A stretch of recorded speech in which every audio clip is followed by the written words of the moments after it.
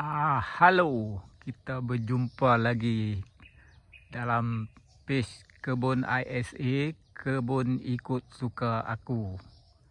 Hari ini tinjau pokok-pokok durian belakang rumah bapak saya lah. Ini bapak saya tanam lah, bukan saya tanam.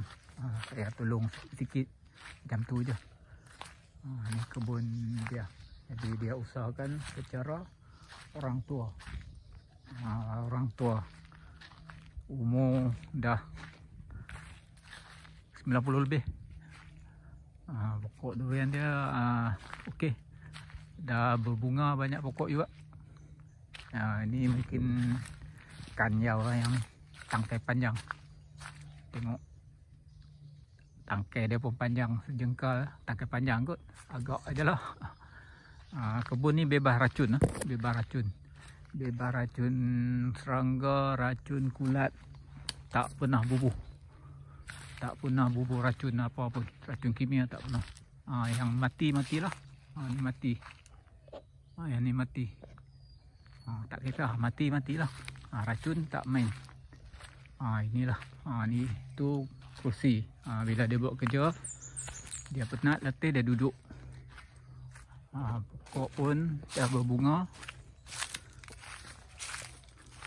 Tanpa sebarang baja galakkan lah. Tak ada apa-apa pun. Cara biasa saja. Cara semula jadi.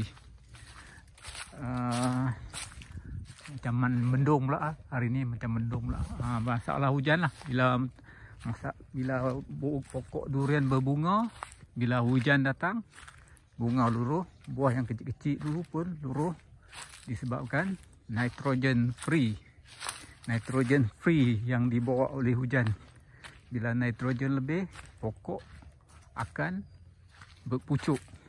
Dia memilih untuk berpucuk, jadi dia buang buah, dia buang bunga, dia buang buah. Cara mengatasi, terpulang kepada kita nak cara mahal atau cara murah atau cara free, cara percuma. Cara mahal itulah bubur baja MPK apa 05234 apa tu, bubur supaya mengekang pucuk. Bila pucuk dapat dikekang, maka pucuk tu akan bukan kekang lah. Bila bubur MPK tu pucuk akan cepat tua lah. Dia akan cepat tua. Bila dia tua, dia tak berebut lah khasiat nutrien dengan bunga, dengan buah. Jadi buah dan bunga boleh carry on. Itu cara mahal lah. Cara mahal. Cara free pula.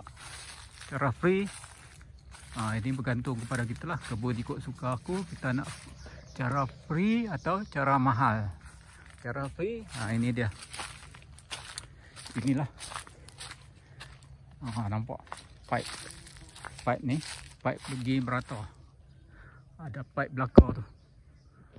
Macam mana cara dia? Sekarang ni dah zaman teknologi lah. Kita boleh tahu, boleh agak nak hujan tak hari ni. Kita tengok kaji cuaca dalam app apa semua. Nak hujan tak hari ni? Kalau nak hujan, kita buka air, bagi kau-kau air. Mana kita bagi dia makan kenyang, bagi kenyang. Nanti bila datang air hujan dia tak makan lah.